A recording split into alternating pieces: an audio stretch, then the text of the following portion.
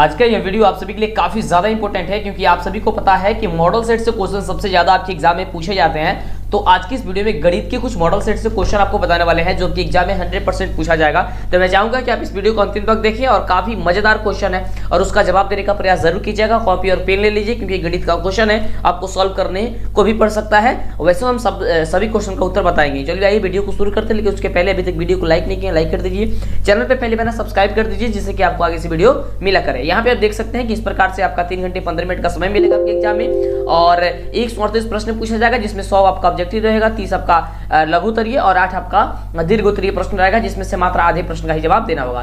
फिलहाल आइए क्वेश्चन को शुरू करते हैं, देखते हैं कि क्वेश्चन हम सभी का क्या कह रहा है। ठीक है, जिस प्रकार से यहाँ पे आपको क्वेश्चन देखने को मिलेगा उसी प्रकार से आपके एग्जाम में भी प्रश्न देखने को मिलेगा। तो आइए देखते हैं पहला प्रश्न क्या कह रहा है। देख रहे हैं कि आपके स्क्रीन पे पहला प्रश्न काफी कमाल का प्रश्न है। प्रश्न कह रहा है कि एक्स अक्ष पर स्थित किसी बिंदु के निर्देशांक क्या होता है। अगर आपको पता है तो जवाब दिए, नहीं पता है कोई दिक्कत नहीं, हम आपको बताएंगे तो याद करते चले जाइएगा। तो बिल्कुल इसका राइट जवाब हो जाएगा कि एक्स अक्ष पर किसी बिंदु का जो निर्देशांक होता है वो क्या होता है, तो x, 0 होता है। ठीक है, आप सभी को पता है कि x का जो वैल्यू जो होता है वह पहले होता है और y का वैल्यू बाद में होता है। तो x, क्या हो जाएगा, 0 हो जाएगा। चलिए आगे बात करते हैं अगले प्रश्न की। अगला प्रश्न क्या कह रहा है, तो अगला प्रश्न आपके स्क्रीन पे है। स्क्रीन पे प्रश्न कह रहा है कि बिंदु -1,0 किस अक्ष पर स्थित है। यह अक्ष बताना है कि -1, जो 0 है वह किस अक्ष पे स्थित है। तो यह x अक्ष पे स्थित है क्योंकि जो है आपको हमने पहले ही बताया कि x का वैल्यू पहले रहता है। तो वैल्यू आपको पहले दे दिया गया है 1, यानी कि यह x का वैल्यू आपको दे दिया गया है, y क्या हो गया यहाँ पे 0 हो गया है। यानी कि x अक्ष की बात की जा रही है कि -1,0 जो है वह कहाँ पे है, तो वह x अक्ष पे है। चलिए आगे बात करते हैं अगले प्रश्न की। अगला प्रश्न हम सभी का क्या कह रहा है, तो देखिए अगला प्रश्न हम सभी का काफी बढ़िया प्रश्न। देखिए आपके पास समय काफी कम है इसलिए हम लोग जल्दी करेंगे। ठीक है, जो डाउट्स होगा नीचे कमेंट करके जरूर पूछ लीजिएगा। ठीक है, चलिए अगला प्रश्न, और चैनल को सब्सक्राइब फटाफट से कर लीजिए। तो चैनल को सब्सक्राइब नहीं तो आपको आगे से वीडियो नहीं मिलेगी, और लाइक करके वीडियो दोस्तों में भी शेयर कर दीजिए। प्रश्न कह रहा है अगला कि यदि m एक धनात्मक पूर्णांक है तो धनात्मक विषम पूर्णांकों का जो रूप होता है वह क्या होता है। यहाँ पे 4 ऑप्शन दिया गया है, तो इसका बिल्कुल राइट जवाब हो जाएगा ऑप्शन नंबर सी कि 4m+ जो होता है वह 1 के रूप के होता है। ठीक है, क्या होता है 4m+1 के रूप में, क्या चीज विषम पूर्णांक पूछ रहा है। ठीक है, जैसे मान लीजिए 4 हम m के जगह है कोई 1 मान लेते हैं। ठीक है, 1 आप +1 करते हैं तो 4 में 1 से गुणा करेंगे कितना हो जाएगा जी, तो 4 हो जाएगा और 1 जोड़ेंगे कितना हो जाएगा 5। 5 क्या है, विषम पूर्णांक है, बिल्कुल विषम पूर्णांक है। तो इस प्रकार से m का वैल्यू हम लोग रखेंगे और उसमें एक जोड़ देंगे तो हमेशा क्या आएगा, वो हमारा ये हम सभी का विषम ही पूर्णांक आएगा। इसलिए ये ऑप्शन क्या हो जाएगा, ऑप्शन हमारा आपका सी नंबर बिल्कुल ही राइट उत्तर हो जाएगा। ठीक है, चलिए आगे प्रश्न देखिए, काफी कमाल का प्रश्न है। प्रश्न कह रहा है कि निम्नलिखित में कौन अपरिमेय नहीं है। अपरिमेय नहीं है कहने का मतलब हो गया वो अपरिमेय होना चाहिए, और यहाँ पे देखिए आपको 4 ऑप्शन दिया गया इस प्रकार से,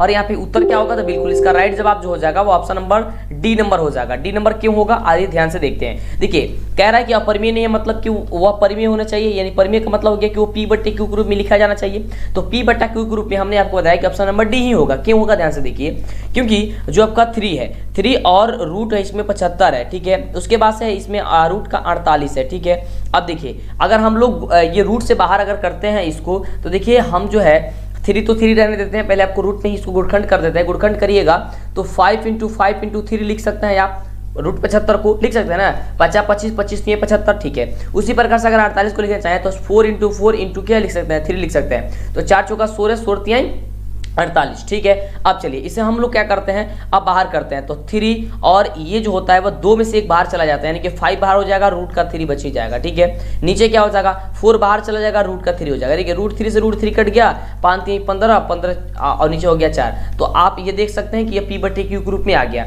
इस प्रकार से क्या होगा, ऑप्शन नंबर आपका डी नंबर बिल्कुल राइट उत्तर हो गया। ठीक है, चलिए आगे बात करते हैं।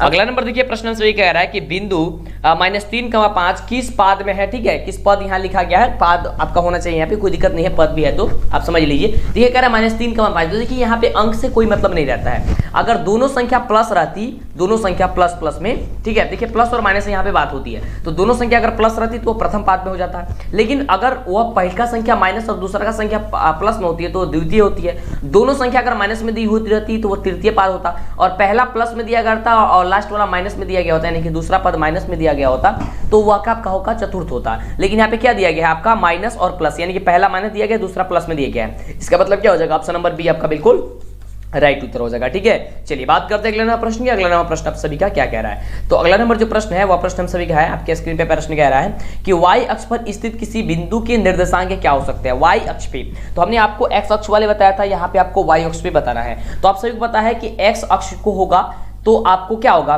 x कमा 0 होता है, ठीक है। अगर y उस पे होगा क्या होगा, तो आपका 0 कमा y होगा, ठीक है। तो 0 कमा y कहाँ पे दिया गया जी, तो 0 कमा जो y दिया गया, कह रहे थे कि y अक्ष पर किस बिंदु का, तो 0 कमा y होगा, यानी कि ऑप्शन क्या हो जाएगा यहाँ पे आपका डी नंबर ऑप्शन राइट हो जाएगा, ठीक है। चलिए बात करते हैं अगले प्रश्न की। अगला प्रश्न हम सभी का कह रहा है क्या, ये क्या कह रहा है, तो अगला प्रश्न आप सभी का देख सकते हैं। प्रश्न हम सभी क्या कह रहा है कि 2 cos स्क्वायर 60 डिग्री, ठीक है, का वैल्यू कितना होगा, यानी कि मान कितना होगा। तो देखिए आप सभी को पता है कि cos 60 डिग्री का जो वैल्यूज होता है वो 1/2 होता है, लेकिन कह रहा है कि इसका स्क्वायर, तो कर देते हैं इसका स्क्वायर, कह रहा है कि 2 से गुणा, इसमें 2 से गुणा, तो हमने कर देता है यहाँ पे 2 से गुणा। अब देखिए यहाँ ध्यान दीजिएगा, 2 तो 2 हो गया, अब 1/2 के है स्क्वायर करेंगे तो 1 का स्क्वायर 1 होगा, 2 का स्क्वायर 4 हो जाएगा। अब देखिए 2 दूनी 4, यानी कि इतना हो गया 1/2 हो गया, तो 1/2 क्या हो जाएगा, आपका आंसर हो जाएगा, ऑप्शन नंबर क्या हो जाएगा, डी नंबर हो जाएगा। इस प्रकार से आपका मैथ का क्वेश्चन काफी मतलब जल्दी जल्दी बनता है और काफी आसान होता है, ठीक है। बस आपके सोचने पे डिपेंड करता है कि इस तरीके से आप सोच रहे हैं। और मैथ का क्वेश्चन जो भी आपको हम बताते हैं उसे आप घर पे बैठ करके कॉपी लेकर के प्रैक्टिस कीजिए, ठीक है। और यही सभी क्वेश्चन आपके एग्जाम में आएगा। अगला प्रश्न देखिए कह रहा है कि tan जो है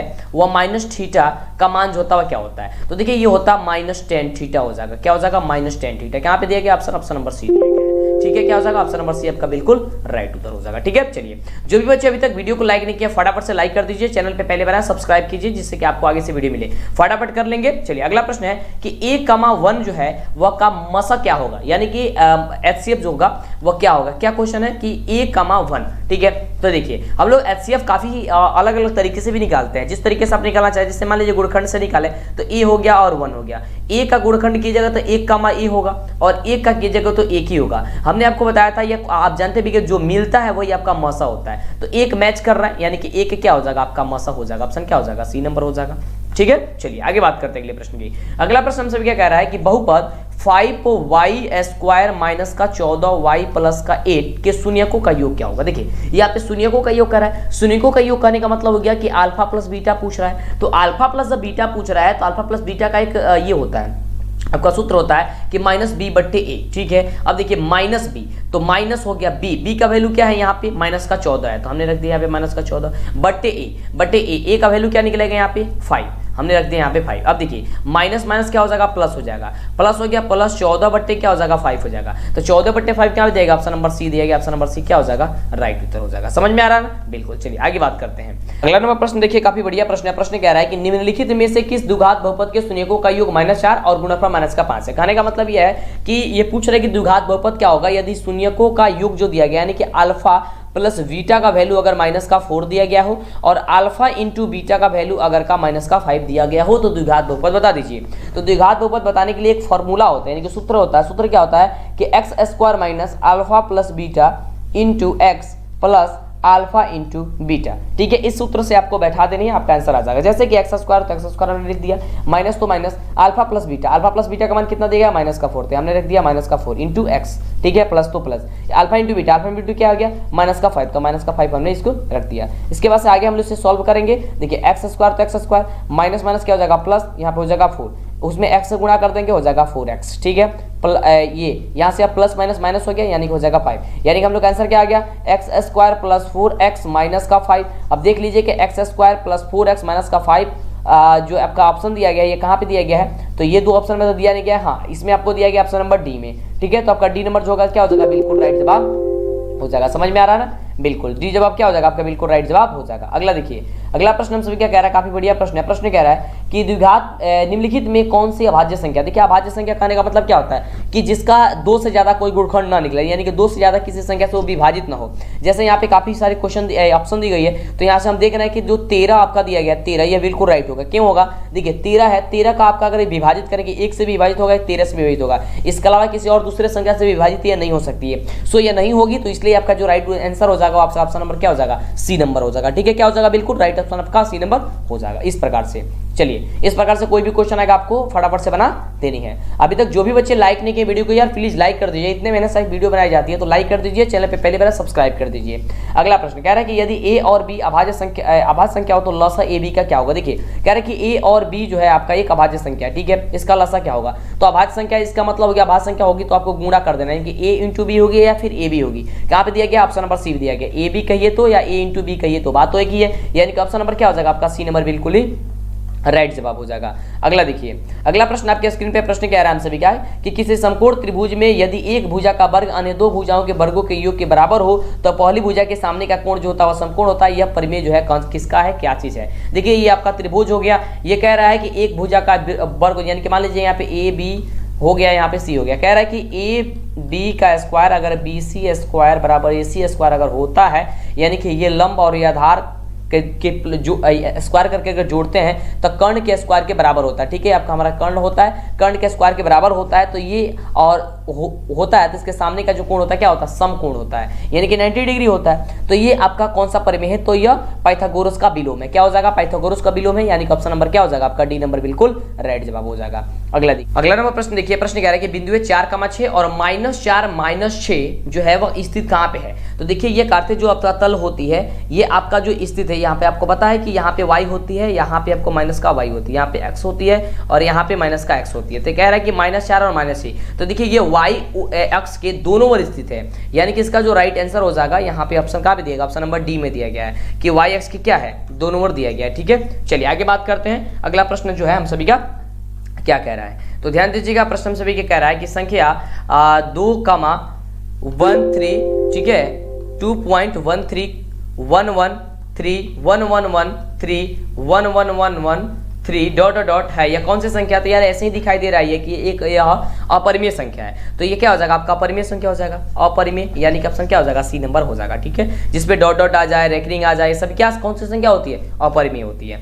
अगला नंबर प्रश्न देखिए, काफी बढ़िया प्रश्न है, कह रहा है कि दो धनात्मक पूर्णांक ए और बी दिए रहने पर यदि अद्वितीय पूर्ण संख्या विद्यमान है कि ए बराबर बी क्यू प्लस आर, जहां 0 जो है वह छोटा है या बराबर है r से, छोटा है किससे, b से, उपयुक्त तथा निम्न में से किसके लिए है यह। तो आप सभी को पता है कि यूक्लिड विभाजन परिमेय के लिए है, यानी कि ऑप्शन नंबर क्या हो जाएगा, बी नंबर आपका बिल्कुल ही राइट हो जाएगा, यूक्लिड विभाजन परिमेय के लिए है। चलिए अगला प्रश्न देखिए, अगला प्रश्न आपके स्क्रीन पे है, प्रश्न क्या आंसर है, बिंदु -12, -18 ठीक है का भुज क्या होगा। देखिए एक होता है भुज और एक होता है आपका कोटि। क्या होती है, एक होते है भुज और एक होती है कोटि। तो भुज और कोटि होते हैं, देखिए जो पहला होता है वो भुज होता है और दूसरा होता है वो कोटि होता है किसी भी संख्या में। तो जो भी बच्चे अभी तक लाइक नहीं किए लाइक कर दीजिए, चैनल पे पहले बना सब्सक्राइब कीजिए, फटाफट से कीजिए, तो जल्दी से सब्सक्राइब चैनल को कर लीजिए। चलिए तो यहाँ पे देखिए पहला वाला भुज होगा, दूसरा वाला कोटि होगा। तो पहला वाला भुज क्या है, -12 है, यानी कि -12 क्या हो जाएगा, -12 आपका आंसर जो हो जाएगा ई नंबर बिल्कुल ही राइट हो जाएगा। इस वीडियो में बस 20 ही क्वेश्चन, आगे की इस वीडियो में फिर इसी तरह बात करेंगे क्वेश्चन, आगे की क्वेश्चन के लिए।